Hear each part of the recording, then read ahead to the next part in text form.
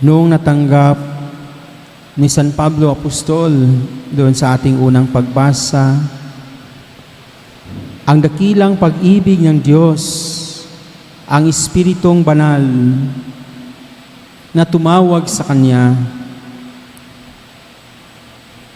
siyang umuusig sa mga Kristiyano ay nakatanggap ng pag-ibig ng Diyos, nakatanggap ng malaking milagro at kapatawaran. Saul, Saul, why have you persecuted me? At nung narinig niya ito, naramdaman niya ang pag-ibig ng Diyos. At dahil dito, nagbago ang kanyang buhay. Siyang umuusig sa mga Kristiyano ay ngayon nag-aalay ng kanyang buhay para sa simbahan. Sa umpisa, hindi sila naniniwala na totoo ang ginagawa niya. Mayroon silang pagdududa. Subalit, totoo si San Pablo Apostol. Ayon sa ating unang pagbasa, ginawa niya ang lahat ng pagpapakababa upang ipahayag ang mabuting balita na si Jesus ay ang ating tagapagligtas. Ang lahat ng kababaang loob, ginagawa niya at ang mga tao ay naniniwala. Ibig sabihin, kung ang ginagawa natin ay mayroong kababaang loob, babasbasan ito ng Diyos at ito ay magbubunga ng buhay na walang hanggan. Ang kababaang loob ay ang tinatawag na mother of all virtues, sapagkat hindi natin matatanggap ang ibang mga virtues kung wala ito, sapagkat ito ay ang pintuan upang makapasok sa ating mga puso ang ibang mga virtues katulad ng pagpapasensya, katulad ng pangunawa, katulad ng paghingi ng kapatawaran, katulad ng pagpapatawad. Hindi ito darating sa atin, hindi tayo magkakaroon nito kung wala ang kababaang loob. At ang sabi ni San Pablo Apostol, treat others as superior to you. Itinuturing natin na mas mataas sa atin ang ating kapwa. Ano ang dahilan? Unang-una, hindi po tayo ipinanganak na may kababaang loob. Hindi ito likas sa atin. Ang kababaang loob ay likas sa ating Panginoong Hesus, sapagkat siya ang nagpapakababa. Siya ay mula sa langit. Siya yung kababaang loob na nagkatawang tao. At tayo naman, ang ating nature ay fallen. Kaya kapag napahiya tayo, mayroon tayong reaction ng ating ego na sasaktan. Sapagkat hindi likas sa atin ang kababaang loob. Paano naman natin maituring na mas mataas sa atin ang ating kapwa? Ano ang dahilan?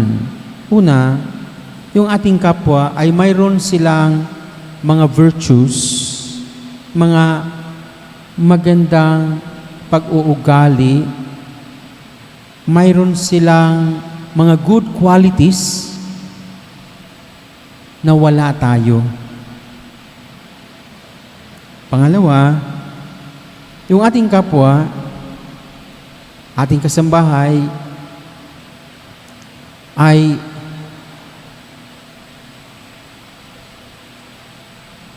mayroon akong mga kahinaan, mayroong mga kahinaan, mga kasalanan na wala yung iba. Pangatlo, wala sa akin ang kababaang loob. Ito ay nanggagaling sa Diyos. Kaya itinuturing ko kayo na mas higit kaysa sa akin. Ito po ang diwa ng pagpapakababa at ang turo ni San Pablo Apostol. Atin pong ipinagdiriwang ang trisenaryo ni San Antonio ng Padua. At nagulat ako na napakarami ninyo, naalaala ko ngayon pala ay Tuesday, mayroon tayong devotion sa kanya. Kilalang kilala siya sa buong mundo, lalo na doon sa Lisbon, Portugal, kung saan siya ipinanganak. At hanggang ngayon, ang simbahan kung saan siya bininyagan ay mayroong napakaraming taong pumupunta doon, humihingi ng tulong. Mayroong mga tao na pumupunta doon upang siya ay pasalamatan sapagkat natanggap nila ang kanilang mga hinihingi. Siya ay ubod ng kababaang loob. Pinanganak siyang mayaman, napaka-gwapo niya, Portuguese, gwapong-gwapo, at upang hindi siya mapapansin ng mga tao, kinalbo niya ang kanyang ulo at ito din po ang ginagaya ng simbahan. Dumating po sa kasaysayan natin na yung magpapari, nilagyan ng tonsure dito, kinalbo dito, dahil kay San Antonio ng Padua. Sa katagalan, tinanggal ng simbahan sapagkat na-realize din ng simbahan na huwag ninyo na lang kalbuhin. Hindi naman yan gwapo, katulad ni San Antonio. Huwag nyo na lang kalbuhin, hayaan nyo na lang dahil makakalbo din naman yan. Kaya inalis na po. Ito po ay ang tanda ng pagpapakababa ni San Antonio ng Padua. At bakit siya itinuturing kapag may nawawala? Yung mga nakakatanda sa atin, pagka may nawala, magdasal ka kay San Antonio. Kawawa naman si San Antonio, napakarami niya trabaho doon sa langit, kasi may mga nawawala, yung mga kalimutin na, minsan pa nga ay yung mga matanda na, ay hinahanap niya yung kanyang glasses. Saan ba yung glasses ko? Saan? Magdasal ka kay San Antonio ng Padua, tapos nakita niya sa salamin, dito lang pala, nakasuksok lang dito sa, may tanginga niya yung salamin. Ang kasaysayan po nito ay, si San Antonio, mayroong tinatawag na breviary, yung kung saan nagdadasal yung mga monk. Bihira lang po ang mayroon noon. Yun lang mayaman dahil noong panahon na yon ay wala pa namang printing press. Siya lang ang mayroon. Yun lang mga mayayaman, may kaya. Mayroon pong isang brother na nawala ng bukasyon sa pagpapari, pagka-Franciscan, umalis at natukso na nakawin ang breviary, yung prayer book ni San Antonio. Mayroon pong halaga yon. Bihira lang ang mayroon noon. Ang nangyari, dahil si San Antonio ay prayerful, si San Antonio ay may kababaang loob at ang hinihingi niya ay pinapakinggan ng Diyos. Nagdasal si San Antonio ng Padua. At hindi niya ipinagdadasal na ibalik yung breviary niya, yung kanyang prayer book, kundi magbago ang puso ng kanyang kapatid. Lumipas ang ilang buwan, bumalik ang kanyang kapatid na nagsisisi, nagpapakababa humingi ng kapatawaran sa Diyos, humingi ng kapatawaran sa Kanya, at bumalik sa kumbento. Nagpapatuloy sa kanyang bukasyon at isinasauli ang ninakaw niyang breviary. Yun po ang kasaysayan. Yun po ang totoong nangyayari. At noong si San Antonio ng Padua ay nagiging santo na, nakikilala siya na dahil sa pangyayaring ito, patron ng mga nawawalang mga bagay, pero ang totoo niyan, siya ay patron para sa mga tao na naliligaw ng landas. Sa mga tao na nawala na sa kanila ang pananampalataya. Para sa mga tao na nawala na ng pag-asa. Para sa mga tao na wala na ng pag-ibig sa kanilang puso. Puro na lang galit. Puro na lang pagrereklamo. Sa mga tao na naubusan na ng mga pasasalamat sapagkat ang nakikita nila sa kanilang buhay ay puro na lang masama, nawawala na ng pag-asa. Ito po ang ating hilingin, na mapupuno ng pag-ibig ang ating puso. Mabuksan ang ating mga mata na tayo ay pinagpala ng Diyos. Tayo ay nakakalakad. Tayo ay may magandang kalusugan. Biyaya ito ng Diyos. Na makikita natin na tayo ay pinagpala ng Diyos. Hindi mapupuno ng inggit ang ating mga puso at hindi natin ikukumpara ang ating mga sarili. Sa atin pong pagdasal ay hindi lang po natin ang ating mga pangangailangan ang isipin.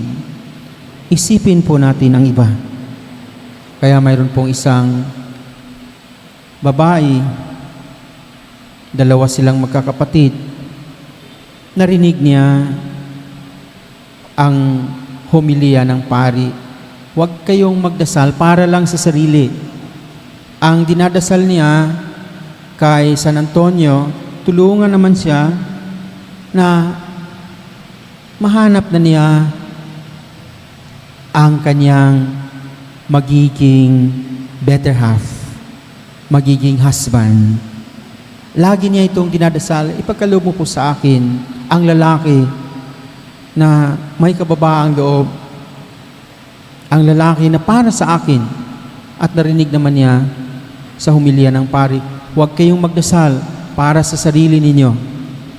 Kaya ang dasal niya, Lord, sa pamamagitan ni Saint Anthony, bigyan mo naman ng brother-in-law yung kaisa-isa kong kapatid para din pala sa kanya yon. Brother-in-law ng kanyang kapatid ay magiging husband niya. Marami po ang pumupunta doon sa Padua, sa Lisbon, sa Portugal. Tinatawag po siyang San Antonio ng Padua sapagkat doon siya namatay sa Padua, Italy. Subalit ipinanganak po siya sa Lisbon, Portugal. Doon po sa Lisbon, Portugal, maraming pumupunta doon, nagpapasalamat, humihingi ng tulong. At salamat sa Diyos dahil napakalayo po noon, hindi naman po tayo nakakapunta doon, napakamahal. Mayroon tayong simbahan, mayroon tayong parokya. Hindi natin kailangang pumunta doon sa Portugal. Nandito si Saint Anthony. Nandito ang kanyang relic. Upang tayo ay samahan. Upang makilala natin si Jesus. Upang makilala natin ang Diyos. Yun po ang ating ebanghelyo ngayon. Upang maparangalan natin ang Diyos sa tulong ng mga santo. Katulad ni San Antonio ng Padua. Sapagkat kung alam natin, kung mayroon tayong relasyon sa Panginoong Diyos, anuman ang pagsubok, anuman ang problema, anuman ang ating karamdaman, anuman ang hinaharap natin, ito ay malalampasan natin. sapagkat marunong tayo na makipagdialogo, makipag-usap sa Diyos. Alam natin kung ano ang una nating gawin, makipag-usap sa Diyos. Alam natin na mayroon tayong Ama na lumikha sa atin, na gumagabay ng ating kasaysayan. Dadalhin niya tayo sa kanyang kaharian. Tayo ay maglalakbay patungo sa Kanya. Siya ang ating Ama, Siya ang lumikha sa atin, Siya ang ating Diyos. Alam po natin, anuman ang ating sitwasyon sa buhay, anuman ang hinaharap natin araw-araw, alam natin, mayroon tayong tagapagligtas. Anuman ang kasalanan na nagawa natin, anuman ang pagkakamali, mayroon mang mga tao na galit sa atin dahil sa ating nagawang pagkakasala, alam natin na mayroon tayong tagapagligtas at tutulungan niya tayo upang humupa ang galit ng mga tao na galit sa atin. Mayroon mang tao na gustong pumatay sa atin, alam natin na mayroon tayong tagapagligtas. Puprotektahan niya kung ano ang mayroon tayo. Kung mayroon tayong ganitong pananampalataya, alam natin na sa panahon ng matinding kalungkutan, sasamahan tayo ng Espiritong Banal. Siya ang ating consolation, magbibigay sa atin ng kagalakan. Hilingin natin ang panalangin ni San Antonio ng Padua. Ngayon din ay ang kapistahan ni St. Charles of Luanga, martyr. Hilingin natin ang kanilang panalangin. Hilingin po natin ang panalangin ng mahal na Birheng Maria upang tayo ay mananatili at lumago sa pananampalataya. Amen.